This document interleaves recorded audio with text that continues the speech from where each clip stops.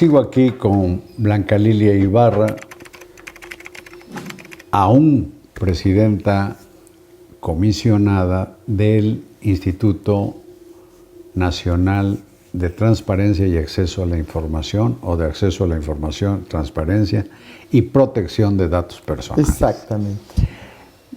Anoche dejé planteado que tu titularidad del INAI pues ha sido prácticamente bajo asedio, porque desde un principio el gobierno de la 4T puso bajo la lupa a las instituciones autónomas diciendo que son engendros del neoliberalismo para más bien proteger la corrupción y pues como que no sirvieran para nada. De hecho, el presidente de la República dice que para eso están las propias oficinas del gobierno, como si además el INAI se ocupara solo del gobierno federal.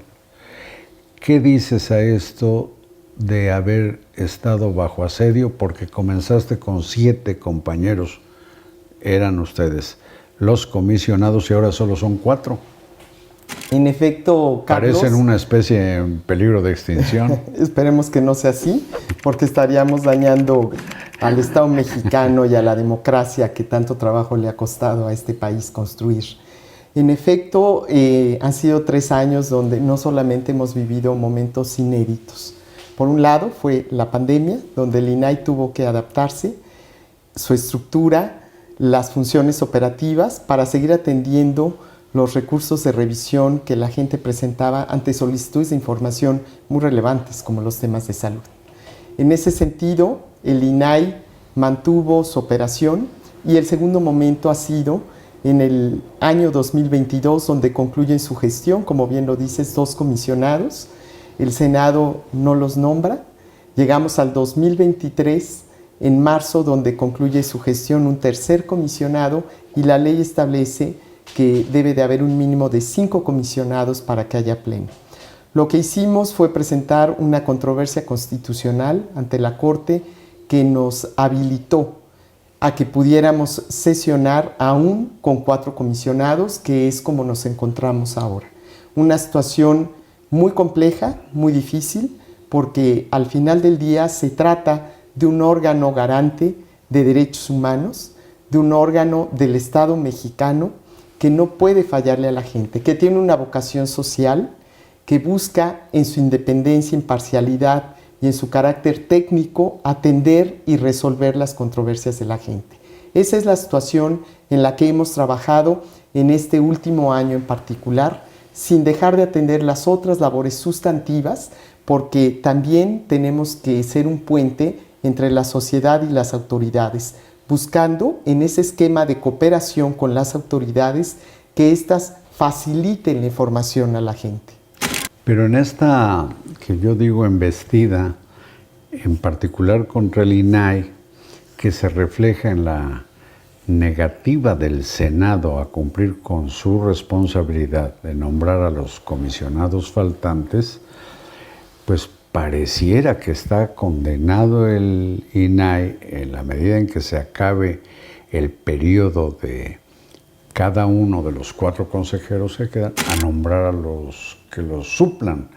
Y si es así, pues morirán, pues no de muerte natural, sino morirán asesinados por la dupla poder ejecutivo y legislativo, como brazo ejecutor el Senado, porque no podrán seguir trabajando. Mira, es una situación muy compleja la que hoy vive el INAI, en efecto.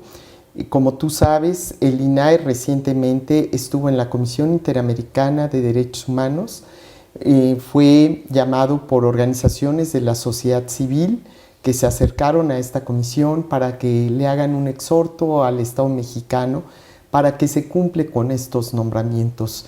Está en el Senado de la República en periodo todavía de sesiones en que se pueda atender lo que determinó la Corte cuando habilitó, cuando dio la razón al INAI para que pudiéramos mantener intactos los derechos de las personas. Eso es lo que está en juego.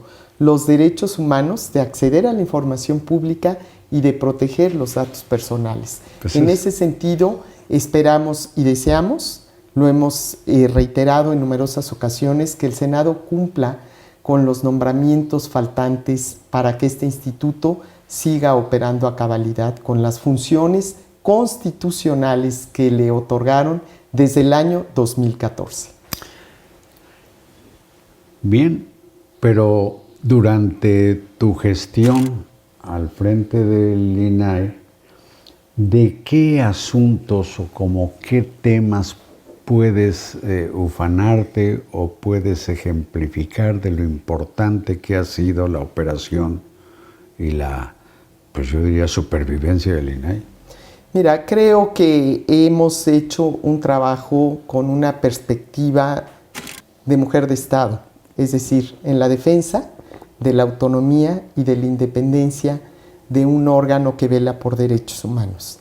En ese sentido, el INAI no solamente ha resuelto más del 65% de los asuntos en favor de la gente, también hemos interpuesto acciones de inconstitucionalidad ante la Corte cuando hemos advertido que no se está colmando esa protección de los derechos humanos que tutelamos. Por ejemplo, el PANAUT, cuando se advirtió que se podrían obtener datos personales que podrían estar fuera de toda proporción al crearse ese padrón de usuarios de telefonía celular.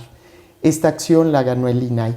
Por ejemplo, cuando se presentó también una acción contra el Código Fiscal de la Federación, donde también se solicitaban datos personales que no cumplían, digamos, a cabalidad la finalidad para los cuales se deberían obtener. Esa acción la ganó el INAI. Por ejemplo, la controversia que se presentó contra el llamado decretazo. Esa controversia también la ganó el INAI. ¿El decretazo sobre qué era? Para que las obras de infraestructura fueran consideradas de seguridad nacional. Seguridad nacional y no se entregara la información correspondiente. Esa controversia también la ganó el INAI. Y en la práctica, en los hechos, ¿sí se puede obtener ya esa información? Esa información está en ley y es obligación pública. Esa información tiene que darse. No necesita que actúe el INAI, tendría que transparentarse porque es una obligación de transparencia. Hay que tomar en cuenta que más o menos el 70% de la obra pública o de las grandes obras del gobierno federal, pues se hace mediante contratos que no pasan por licitación. Por eso es importante acceder a la información pública, por eso es importante que tengamos un órgano autónomo que vele por esos derechos. En democracia, y lo ha dicho el presidente, tiene que haber transparencia y coincidimos ampliamente. Por eso queremos tener un esquema no solamente de cooperación interinstitucional con todos los sujetos obligados. Siempre hemos estado abiertos al diálogo. Respetamos, por supuesto, las distintas posiciones que puede haber, las resistencias o las inconformidades que puedan causar lo que nosotros resolvemos. Pero la Constitución nos ha dotado de esa autonomía para que actuemos en favor de la sociedad. Sí, por lo pronto es la aplicación de la ley. Así y es. En este caso el respeto en su esencia a lo que mandata la Constitución.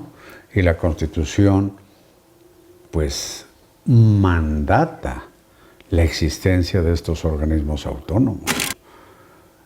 ¿Qué reto le quedará a quien te suceda? Que me imagino que será alguno de tus otros 3 compañeros.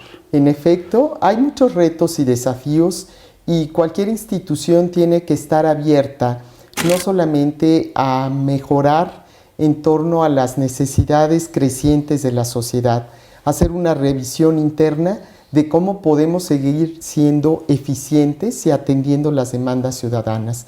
Ahorita el reto está en que se nombren a los comisionados faltantes para que podamos trabajar en este colegiado con las virtudes que amerita tener un colegiado de 7 integrantes que enriquecen el debate y que permiten, por supuesto, que se puedan cumplir con todas las obligaciones que tenemos encomendadas. Tenemos también, por supuesto, que mejorar la socialización del derecho.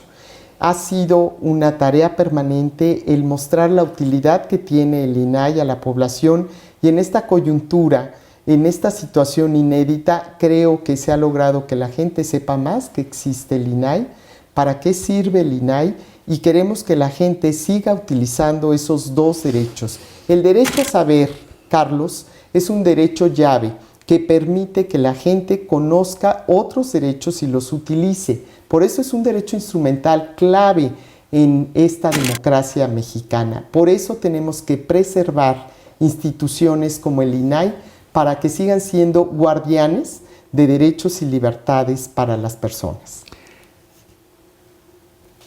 ¿Cómo se llaman tus otros 3 compañeros de donde surgirá el nuevo presidente o la nueva titular del INAI? Los diré en orden alfabético: Adrián Alcalá, Norma Julieta del Río y Josefina Román, que junto conmigo integramos actualmente el Pleno del INAI. ¿Cualquiera de los 3 puede llegar a presidir el INAI? Sí, esto se va a definir en los próximos días con base a las reglas que se estarán aprobando en sesión de pleno del instituto, para que el próximo domingo, 10 de diciembre, se esté eligiendo al presidente o a la presidenta que habrá de sustituirme en este encargo. Pues Blanca Lilia Ibarra, te agradezco mucho esta conversación. Suerte en el año y fracción que te toca cubrir como consejera, como comisionada del INAI, y a quien te suceda en la titularidad. Muchas gracias, Carlos. Gracias a ti, muchas gracias a ustedes y buenas noches.